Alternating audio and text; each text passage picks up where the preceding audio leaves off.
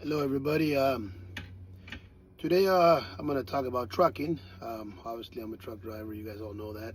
Um, in my opinion, one of the hardest jobs of trucking is a line driver. Why? Because, well, you're away from home uh, several days, weeks, if not months. Um, and I'm bringing up this topic because that's pretty much, I think, the hardest part of it, especially when you have to leave your family, your kids, your wife. They grow up without you. That's hard.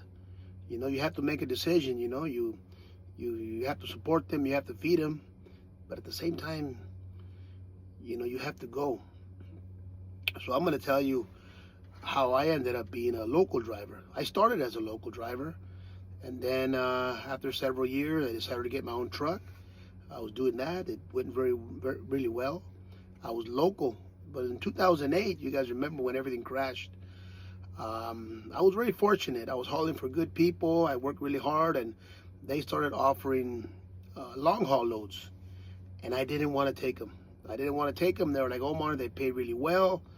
It'll keep you going, and everything. But at the time, I had obviously my wife, and I had two boys. I want to say they were like between 6 and 7. So I had to make a choice. Either go on the road and eventually get stuck out there like a lot of people do and not watch my kids grow up, not be there for them or my wife or time to ride my horse. So I decided to take a pay cut.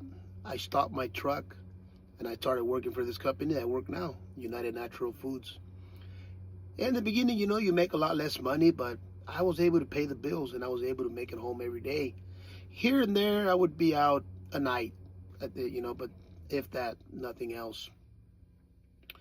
The reason why I'm talking about this is because now I'm starting to see all these videos about three companies that are really working hard on these self-driving trucks, and they're saying that they're most focused on is basically on the over-the-road drivers because those are always a shortage. I don't know if that's a shortage or not, but I do know that's the hardest part of the job. So what do you guys think? Because they're coming. They're coming. They're going to start. They're using them now in southern part, I believe Western Texas, or is it East Texas? But they're using them in several states already. They're already working. They're already trying them out. So they're saying that that's the first trucking jobs that are going to go. So